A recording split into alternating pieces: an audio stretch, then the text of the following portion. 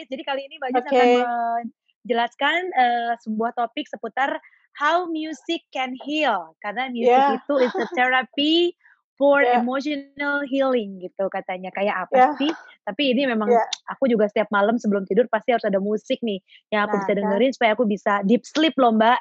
Nah kalau Oh, terkait heeh. music therapy for emotional healing ini nih kayak kira-kira kayak apa sih? Silakan Mbak Joyce. The time Iya, is yours now. iya, terima kasih Oke. yang bergabung di sini, baik fasilitator, host, panitia, dan khususnya peserta. Yuk sama-sama saya pegang dada masing-masing, lalu kita tundukkan kepala, kita hitung 1 sampai 10 dalam hati, ya. Saya hitung 1 sampai 3, kita mulai. Tangan kanan atau tangan kiri terserah mana yang nyaman. Karena kalau yang Satu tangan ya, satu Mbak? tangan aja, satu tangan letakkan di dada, Satu tangan ya pegangnya? satu tangan aja, boleh tangan kanan, boleh tangan kiri. Kalau yang kidal mungkin lebih nyaman pakai tangan kiri, tidak apa-apa. Yuk kita mulai, 1, 2, 3, letakkan tangan di dada, kita tundukkan kepala. Saya akan hitung, teman-teman hitung dalam hati aja, ya. 1, 2, 3, 4, 5, 6, 7, 8, 9, 10. Tegakkan lagi lehernya, lepaskan tangannya. Selamat datang bersama Alchemy dan Eureka Women. Kebetulan saya yang diminta untuk memfasilitasi mewakili Alchemy memenuhi undangan baik dari Eureka Women. How Music Can Heal, ini judulnya. Boleh di slideshow, Mbak Fanti? Jadi, untuk yang pertama, setelah latihan sederhana barusan itu, apa saja sih yang teman-teman rasakan saat dihitung 1 sampai 10 dengan tempo seperti tadi? Boleh dari moderatornya dulu kali. Rasanya bagaimana, Kak Iyut? Tadi rasanya lebih tenang. Lebih tenang, baik. Lebih kusuk ya. Lebih kusuk, baik. Mbak Fanti mungkin saya langsung tunjuk aja untuk supaya waktu lebih banyak untuk diskusi nanti. Kalau Mbak Fanti bagaimana perasaannya? Sama atau ada perasaan yang berbeda?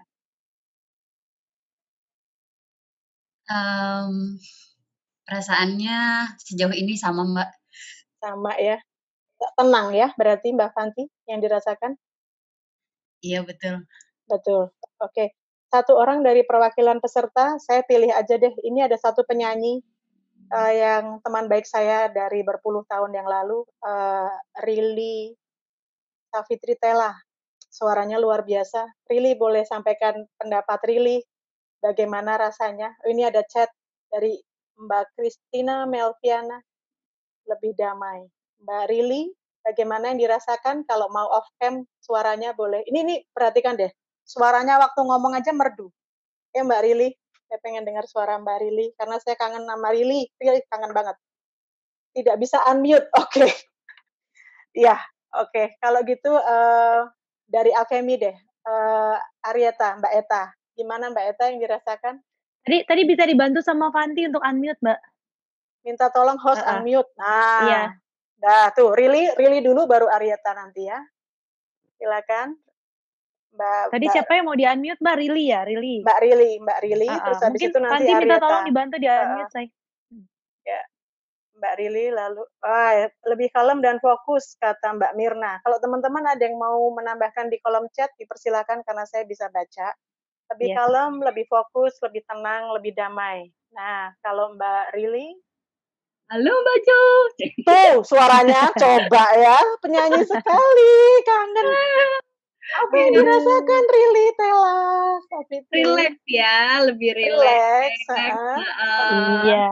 Iya, kalem ya, bener, tenang gitu. Ya, oke. Terima kasih Rili, suaranya mengobati rindu saya dan menimbulkan jatuh cinta pada teman-teman yang lain pasti. Tuh. Baru ngomong suaranya kayak gitu ya kan, Rili Savitri Tela, ini penyanyi. Sama. Satu lagi muncul curiosity dari Mbak Indira. Wow, ini sih nggak cuman disuruh diam, dia curious every time sih kalau Mbak Indira Maya. Oke, kalau Mbak Arieta, apa yang dirasakan Mbak Eta?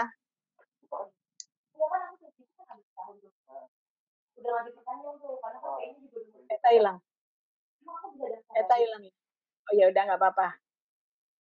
Oke, nggak apa-apa. Kita udah punya 3 sampel, lebih fokus, lebih damai, lebih tenang, lebih kalem, lebih rileks. Padahal ini hari Jumat, padahal teman-teman dari berbagai kesibukan yang pasti variasinya luar biasa ya. Ada macam-macam pasti kan. Dan tambah lagi, Aryata tidak bisa unmute juga. Boleh dibantu Mbak Raihana karena saya pengen dengar suara Mbak Eta. Boleh Mbak Aryata di teman-teman, Yureka boleh dibantu untuk unmute dari salah satu partisipan kita yang ingin satu pendapat lagi karena biasanya memberikan pendapatnya. Tadi siapa? Aryata. Ya, Aryata. Udah? Gimana Tak? Yang dirasakan Tak? Halo? Ini dia Eta. Ini suara dia. Gimana Tak yang dirasakan setelah hitung 10 kali tadi Tak? Maaf Bu, tadi kepotong sama telepon. Bisa diulang Bu? Tadi kan hitung 10 kali sebelum dimulai. Eta sempat ikut? Tadi pas ada online soalnya. Oh ya udah, nggak apa-apa. Yang penting udah dengar suara Eta dan itu oke untuk saya. Everything is okay. Boleh mute lagi. Sip, ini cuma memastikan kita dalam energi level yang sama aja. Thank you Eta. Oke, nggak apa-apa kalau teman-teman karena ini juga online ya. Jadi memang relax harus dikondisikan walaupun sudah berkomitmen dengan registrasi. Namun demikian kan pasti kita lokasinya berbeda-beda. Jadi disclaimer-nya adalah dipersilahkan kalau memang mau off cam terus melakukan aktivitas yang lain, misalnya nyuapin anak atau apa gitu ya, nggak apa-apa. Sesi ini harus relax karena tentang healing ya. Yes, terus benar banget. Ya gitu. Boleh slide selanjutnya. Slide berikutnya. Oke, sebelum slide berikutnya tergantikan, saya cuma pengen menyampaikan bahwa ada yang perlu diluruskan nih. Tidak ada emosi positif, tidak ada emosi negatif. Yang ada adalah warna-warna emosi. Itu dulu. Karena polarisasi emosi. Emosinya ada ya Mbak? Gimana? Tidak ada emosi positif, tidak ada emosi negatif. Tidak ada emosi yang positif, tidak ada emosi yang negatif. Emosi itu hanya warna. Kayak merah, kuning, hijau, biru, itu kan netral ya. Jadi ada yang suka coklat, ada yang suka kuning, ada yang suka hitam, ada yang suka abu-abu gitu. Itu warna. Emosi itu warna. Jadi boro-boro ngomong healing. Kalau diawali sudah healing itu artinya mengubah emosi yang negatif menjadi emosi yang positif. Tahun lalu riset alkemi belum sampai ke sana. Tahun ini ketika sudah menemukan satu referensi lagi, ada banyak riset ternyata emosi itu sebuah perjalanan. Emosi itu sebuah kontinum. Jadi bukan polarisasi, bukan pengelompokan bahwa ada yang positif, ada yang negatif, tidak. Karena pemositifan dan penegatifan emosi ini membuat orang akhirnya enggan untuk mengekspresikan emosi yang sebenarnya. Padahal sebenarnya itulah dasar dari segala-galanya. Boro-boro healing, kenal aja enggak, gitu. Nah, ini kebablasan kayaknya. Oke, 2 slide sebelumnya. Why? Nah, ini adalah slide, ini aja lah ya, siluetnya almarhum Glenn Fredly. Musikus yang salah satu musikus yang menginspirasi saya selain Van Halen, terus Guns N' Roses, terus Linkin Park.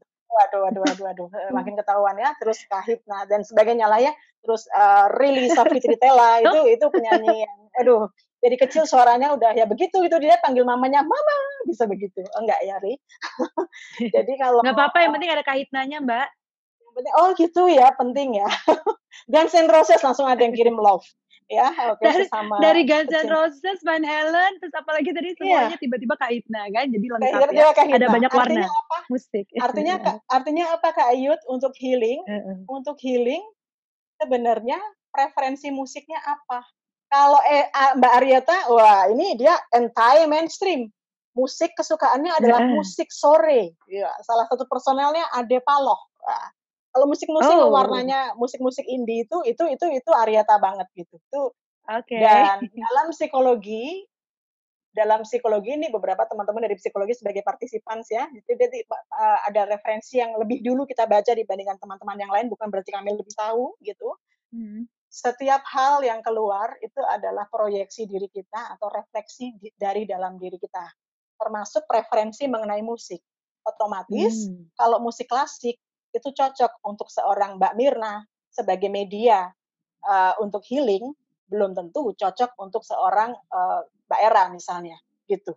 Belum tentu cocok untuk ekstrimnya Soimah. Belum tentu cocok untuk ekstrimnya siapa lagi ya, yang tokoh yang Cak Lontong gitu misalnya.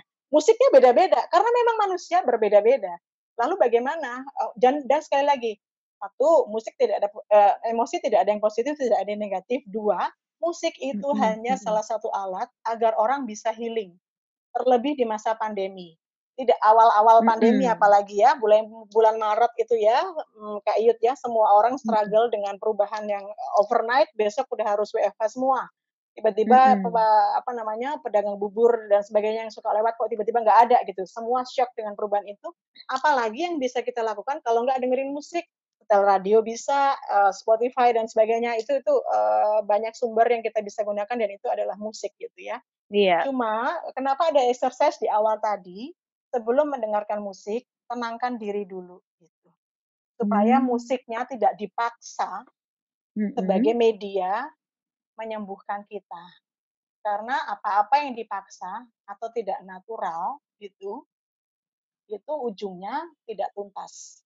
Ketika tidak tuntas, tertumpuknya di ketidaksadaran, nanti kalau terakumulasi, burnout-nya lebih susah mengatasinya. Nah, contohnya Mbak Eta tadi, sukanya musiknya sore. Kalau pas galau, jangan langsung dengerin sore. Ambil nafas dulu, jalan keluar atau kemana gitu. 10 kali itu adalah angka yang belum ada dasar risetnya, tapi itu cukup lah gitu untuk menenangkan. Buktinya tadi kurang lebih jawabannya begitu. Sampai ada yang jawaban yang berbeda sendiri, curiosity, yaitu karena memang karakter Mbak Indira yang tadi menyampaikan curiosity di luar teman-teman yang menyampaikan jadi lebih kalem, relax, damai, tenang, dan sebagainya, ada curiosity juga gitu. Barangkali ada sesuatu yang muncul dan itu adalah pertanyaan. Maka oleh seorang Mbak Indira, situasi hitung 10 dan pegang letakkan tangan di dada sambil menunduk tadi, itu adalah menimbulkan satu perenungan dan perenungan memunculkan pertanyaan. Pertanyaan kan curiosity seperti itu. Nah, kembali ke siluet almarhum Glenn Fredly. Kalau kita perhatikan perjalanan karir beliau sampai dengan kembali dipanggil Yang Kuasa gitu ya, perjalanan hidupnya adalah bisa ditandai dari perjalanan musiknya. Begitu juga Iwan Fals. Ya, kedua maestro tersebut, perjalanan hidup mereka terekspresikan dengan perjalanan musik mereka. Banyak orang yang mengkategorikannya makin kesini musiknya makin matang, khususnya Bang Iwan. Dari mulai bongkar, terus sekarang waktu itu galang rambu anarki, terus sampai sekarang ku menanti seorang kekasih, beda banget gitu. Padahal dari pribadi yang sama, karena memang pribadi dinamis, emosi berwarna. Glenn Fredly waktu Patah Hati albumnya meledak, ya. Nah ini yang akan kita kupas, bahwa kedua maestro ini meninggalkan legacy berupa musik dan mereka memang bertalenta di situ. Itu satu hal. Tapi hal di sini adalah apa yang kita bisa ambil dari ragam musik yang berbagai rentang, berbagai genre, mulai dari Sore lah, Kahitna lah, Van Halen lah, Yngwie Malmsteen, John Bon Jovi, bahkan ada yang sedang merindukan Mr. Big ya, generasi 90-an pasti tahu semua. Terus K-pop gitu. Baru mau bilang tuh Mbak, nah, K-pop anak sekarang. K-pop anak zaman now, BTS kayak gitu. Barangkali untuk yang tidak ada Blackpink. preferensi Blackpink, yang tidak ada preferensi ke sana, gimana healingnya? Ya karena preferensinya tidak ke sana. Ya tidak apa-apa, tapi yang penting adalah, slide berikutnya. Yang penting adalah kenali dirimu, kenali emosimu, kenali musikmu, kenali cara healingmu. Itu aja. Kenali diri, kenali emosi. Kenali emosi, kenali musikmu yang disuka ya gitu. Jadi dari dulu tuh yang namanya Arieta sukanya memang sore dan musik-musik yang sejenis itu. Gitu. Yang orang lain bingung mencerna tapi Eta suka. Dalam wawancara dengan Ellen DeGeneres, Pink mengaku dia harus patah hati dulu. Tuh, Mbak Indira nulis panjang dalam kolom chat. Pink tuh harus patah hati dulu, baru ngapain, baru bisa tulis lagu. Sama, jadi sebenarnya untuk para mereka yang dianugerahi talenta di bidang musik, baik menulis lagu, membuat komposisi musik seperti Adi MS, Erwin Gutawa, Yani, dan atau Maxim the piano player itu, yang diberi karunia talenta dalam bidang musik itu adalah ekspresi jiwa mereka yang paling orisinil. Orang bisa bilang bahwa almarhum Freddie Mercury memiliki warna suara yang sama dengan Mika. Tapi perhatikan bagaimana cara Mika perform di panggung dengan Freddie Mercury. Ekspresifnya berbeda. Freddie Mercury itu bisa dari ujung panggung ke ujung yang lain, dia permainkan dengan mikrofon gitu. Sedangkan kalau Mika, dia naik ke piano pentalitan gitu bahasa Jawanya. Padahal orang bilang warna suara kedua beliau ini sama gitu. Nah, itu artinya nggak bisa ikut-ikutan loh gitu. Mbak Rili tadi baru bersuara aja semerdu itu, karena memang Rili ini saya kenal sebagai sahabat yang memang besar di paduan suara dan sebagainya gitu. Jadi Hallelujah Handle itu kayak BTS aja buat dia gitu. Jadi maksudnya itu isi listeningnya seorang Rili Tella itu tuh kayak levelnya Hallelujah Handle lah, terus musik-musik klasik gitu itu hal yang biasa. Mengenali not-not yang minor gitu tuh hal yang biasa buat yang memang punya talenta di musik dan belajar musik, menghayati musik dari choir. Berbeda dari yang mendengarkan musik dari ya isi listening aja gitu. Anyway, kita balik lagi ke sini, slide berikutnya. Gitu. Begitu ada pertanyaan langsung di kolom chat. Kalau nanti di question and answer kita bisa lebih interaktif. Oke, lanjut. Ya, silahkan. Oke.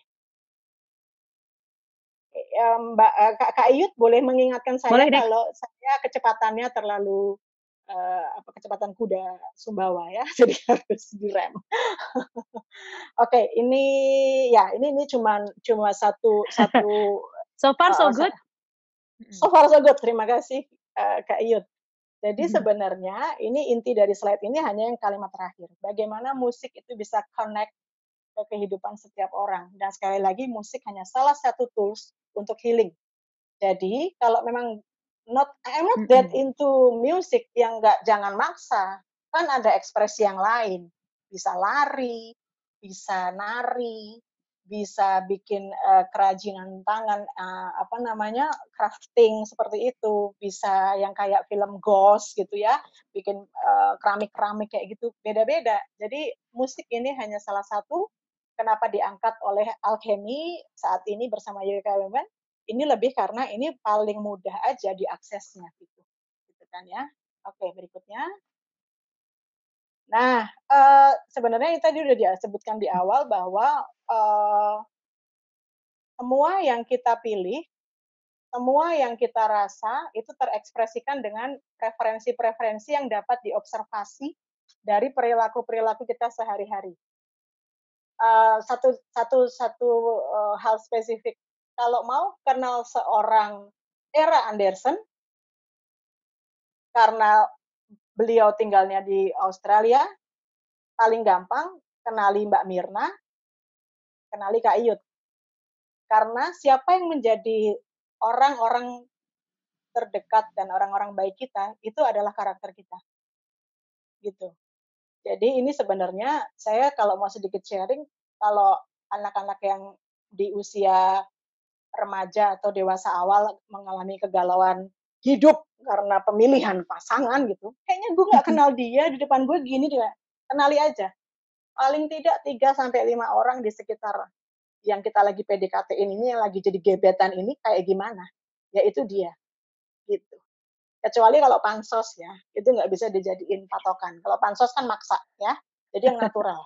Ya, balik ke sini bahwa kesukaan terhadap musik, bagaimana ekspresi emosi, itu adalah self projection kalau dalam bahasa psikologinya atau proyeksi kita. Oke, lanjut lagi. Salah satu keberhasilan BTS sukses mendunia karena lirik-lirik mereka menyentuh masalah paling pribadi tiap-tiap anak muda. Saya punya Wikipedia berjalan sih, bernama Ibu Indira. Dia ngetiknya tuh hebat sekali. Terima kasih Mbak Indira ya. Ya, ambil contoh soal BTS ya. Kok bisa ya kayak gitu suka sih gitu, apalagi yang beda generasi gitu ya. Wah, langsung my pleasure Ibu. Mbak Indira ya. Dan waktu itu memang betul Mbak Indira, ada satu teman saya yang sedang melakukan studi di Jogja, udah selesai sih research-nya dia, mengenai para penggemar BTS. Apa sih yang membuat mereka kok tertarik sekali dengan warna musik ini, yang oleh generasi-generasi yang lain bingung, ini bagusnya di mana gitu. Tapi ternyata itu channeling their hearts gitu, karena kan setiap periode itu pasti ada karakter-karakter tertentu, nanti kita akan bahas di slide berikutnya, faktor-faktor tertentu yang menentukan terbentuknya karakter manusia. Nah, ini pelajaran paling dasar kalau bisa elementary part of psychology lah ya. Ada id, ada ego, ada super ego gitu. Super ego itu agama, aturan masyarakat, perintah orang tua dan sebagainya. Ego, kalau super ego itu adalah ini daun-daun yang di atas tuh kalau analoginya pohon, kalau ego itu batangnya, id itu akar. Nah, itu kan kebutuhan-kebutuhan dasar lah ya, makan, seks, terus kebutuhan agresif, keinginan untuk berbuat sesuatu yang agresif itu adanya di id. Ego itu menyeimbangkan antara id dan super ego.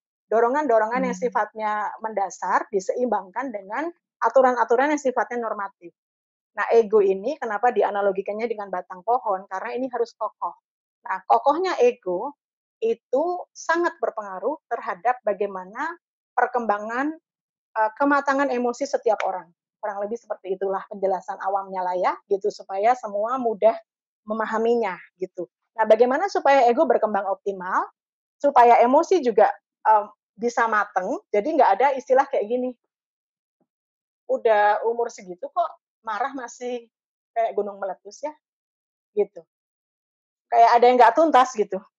Udah usia segini masih bocah, tapi kok udah kalau nangis tuh ngurung diri di kamar. Kayak dewasa dini gitu loh. Itu juga ada sesuatu yang sedang terjadi dalam dinamika perkembangan egonya gitu. There is something wrong kalau ada sesuatu yang berbeda dari pola rata-rata. Dan sekali lagi, tidak ada kata normal dan tidak normal ya. Ini kontinum. Semua kita acknowledge, semua kita hargai, karena dengan cara menganggap perkembangan emosi sebagai kontinum, kemampuan kita untuk menghayati setiap perjalanan emosi itu menjadi lebih tuntas. Akhirnya tidak numpuk di ketidaksadaran dan tidak berefek di jangka panjang yang tidak hanya merugikan kitanya sendiri, tapi juga merugikan orang-orang di sekitar kita, khususnya yang namanya significant others. Sebenarnya perkembangan emosi itu terkait dengan yang namanya unfinished business. Ketika ada unfinished business dan itu tidak disadari, awalnya satu, karena tidak dikenali. Padahal tahap paling mudah adalah mengenali. Tapi kenapa mengenali jadi sulit untuk beberapa orang? Kita ke slide berikutnya. Menjadi sulit adalah karena emosi yang bagus. Nah, ini dia.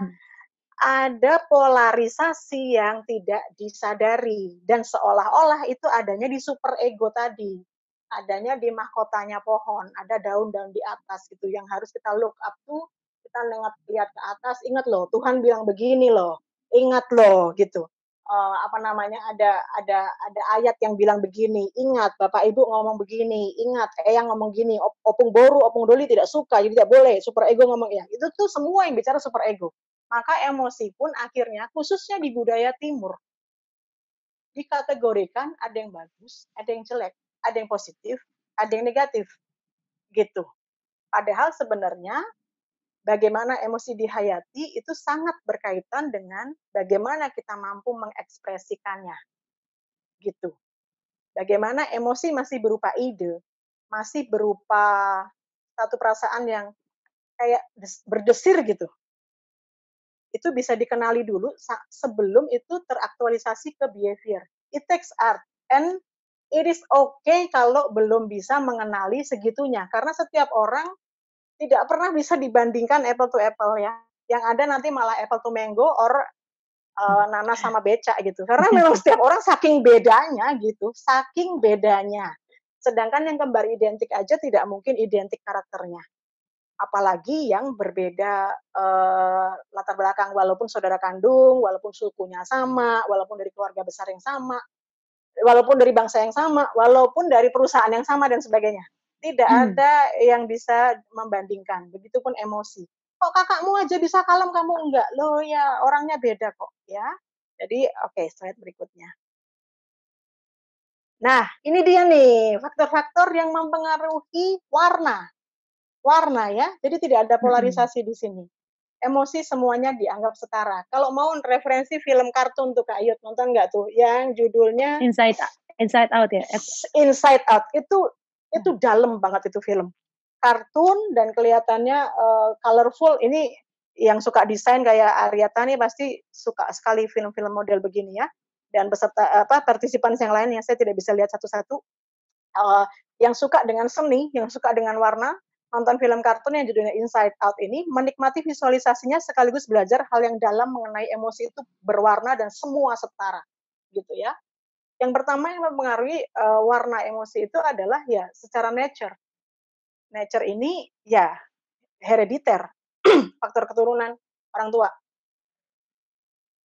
Waktu lahir. Berarti lingkungan keluarga mempengaruhi, Mbak? Keluarga sangat-sangat mempengaruhi. Itu nanti akan lebih konkretnya di yang poin ketiga Kak Ayut, yang soal parenting style ya. Tapi itu kan hal yang lebih konkretnya. Yang lebih duluan aja deh. Kak Ayut dilahirkan dari papa dan mama yang sejarah mereka kenalannya aja kita nggak tahu-tahu amat detailnya. Anyway, itu akhirnya membuat mereka bersatu dan dihasilkanlah seorang Marlin Siahaan yang seperti ini, cantik, suaranya serak-serak basah, berprestasi dan sebagainya, dengan karakter yang seperti ini, susah dihandle ketika begini dan sebagainya. Nah, itu secara nature, itu memang akhirnya karakter sudah terbentuk dari sejak di dalam kandungan. Bahkan dari sejak proses pembuahan dilakukan. Sel telur bertemu dengan sperma, karakter sudah dibentuk di sana. Karena itu kan sudah ada interaksi frekuensi. Everything is energy. Dan setiap energi ada frekuensi. Frekuensi berinteraksi membentuk emosi. Jadi makanya kita sering disarankan sekarang itu kalau lagi dalam kehamilan harus banyak komunikasi juga sama anak karena karakternya itu tadi sudah terbentuk dari awal ya, Mbak. Betul sekali Kak Ayut. Itulah kemudian muncul beberapa riset ya Kak Ayut ya, perdengarkanlah musik klasik, kalau ibu tuh nggak boleh stres. Waktu itu teman saya inget banget tiap hari dia di downloadin film yang lucu-lucu gitu sama suaminya karena ada indikasi dia preeklamsia.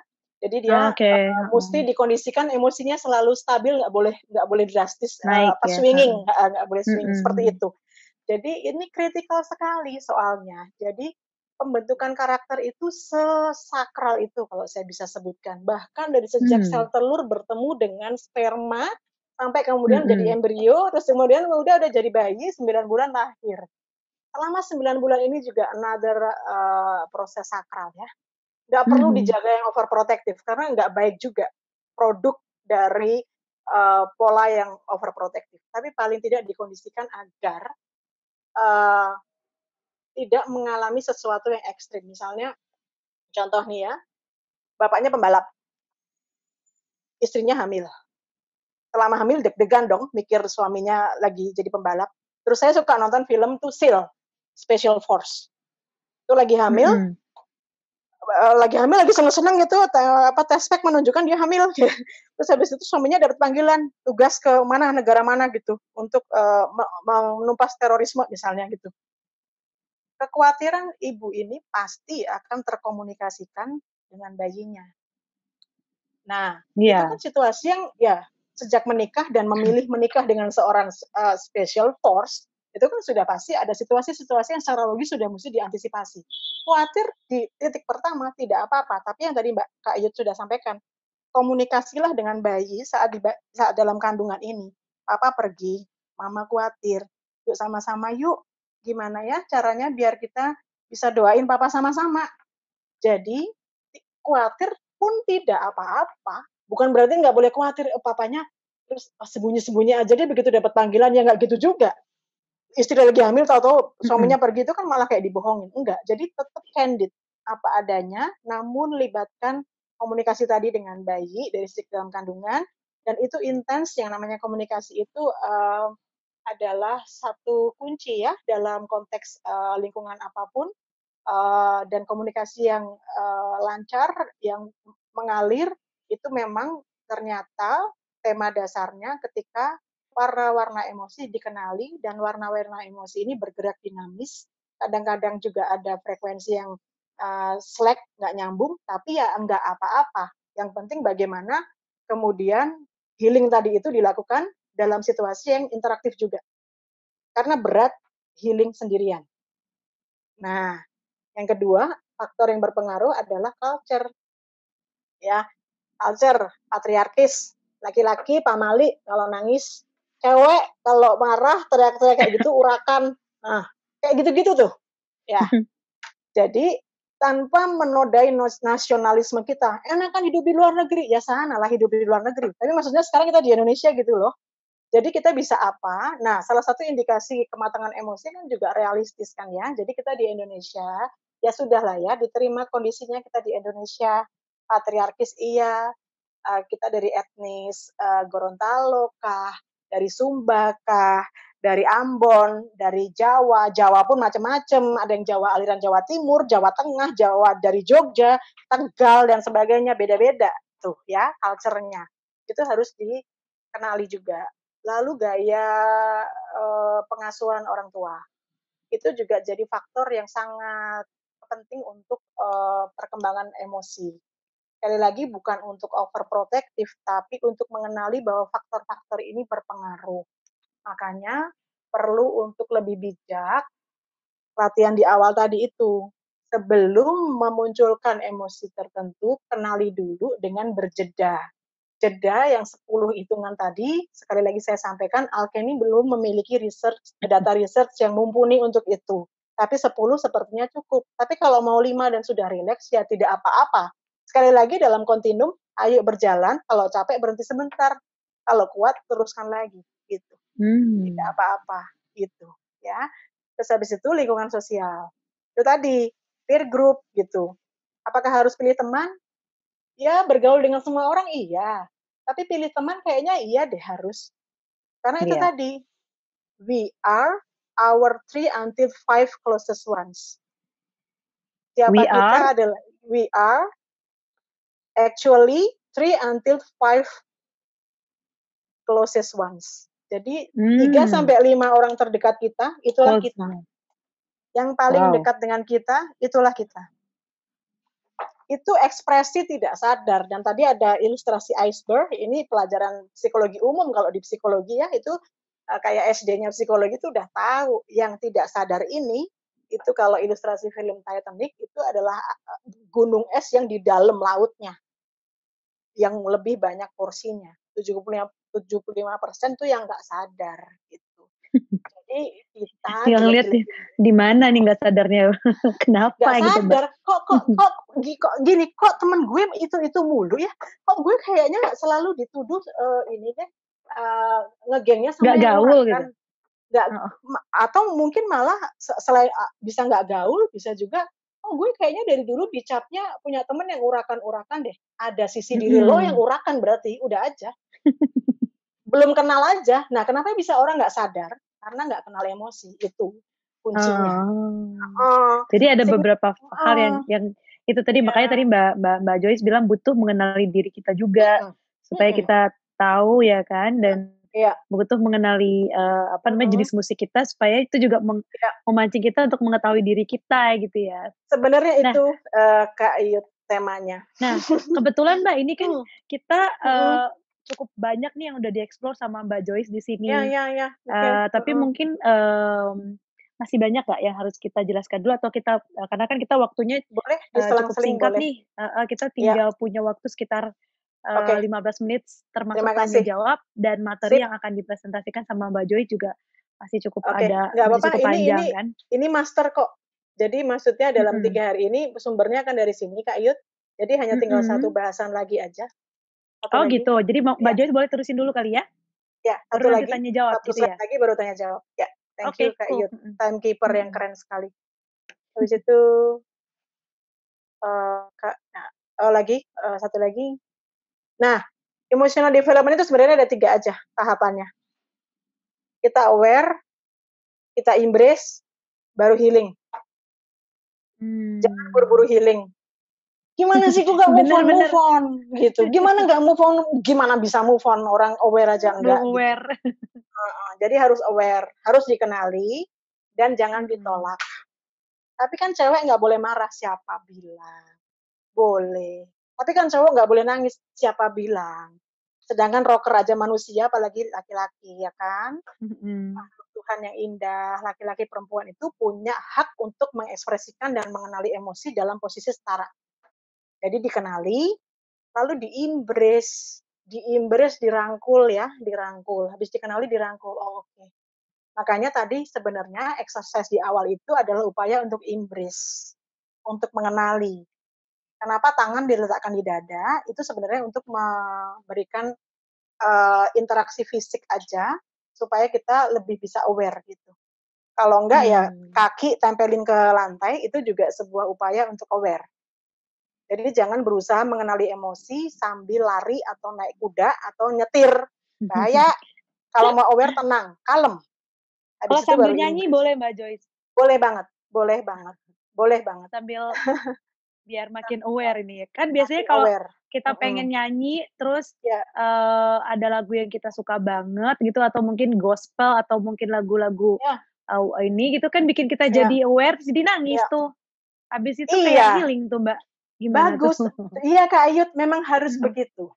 Jadi awareness itu adalah fase yang awal dan harus ada duluan. Masalah ekspresinya akan marah. Kalau film ADC, kulari ke pantai, di sana teriakku ya. Larilah ke pantai. Kalau rumahmu dekat pantai, gitu. Tapi kalau dekat hutan, ya nggak apa-apa. Lebih bagus lagi, paling yang kebisingan monyet dan kucing dan rusa. Temukan media untuk sekedar inilah. Kalau paling mudah sih jalan ya, karena tubuh kita didesain untuk bergerak. Maka ketika ada satu emosi yang karena ada satu trigger dari lingkungan, terus kemudian satu emosi terpicu, baik itu senang, sedih, marah, kecewa, mencelos, apapun itu dikenali dulu gitu. Karena senang pun kan nggak boleh berlebihan. Ya? Senang pun kan nggak boleh berlebihan. Habis itu di-embrace, setelah di-embrace terus teriak pakai bantal. Ada usul yang sangat konkret dan luar biasa dan realistis. Tinggal di kos-kosan ya, atau sebelah kamar anak gitu kan. Ambil bantal aja, teriak, wah bisa kok gitu. Habis itu bantalnya dilempar. Habis itu bantalnya dilempar. Mendingan bantal dilempar daripada ke dapur cari piring, kan repot. Jadi jangan destruktif lah. Tujuannya awareness tadi, makanya exercise-nya sangat sederhana dengan letakkan karena awareness itu sederhana itu kok. Karena sebelum dirinya dipeluk, ini sekarang beberapa TK atau playgroup preschool gitu tuh latihan self care dengan membiasakan anak memeluk dirinya sendiri. Supaya mereka tahu bahwa self-care ditumbuhkan dengan itu gitu. Self-hug gitu. Itu tuh embrace. Emosi pun perlu di-embrace, perlu dipeluk. Habis itu baru bisa healing. Jadi jangan buru-buru move on. Kalau kenal emosinya aja, enggak.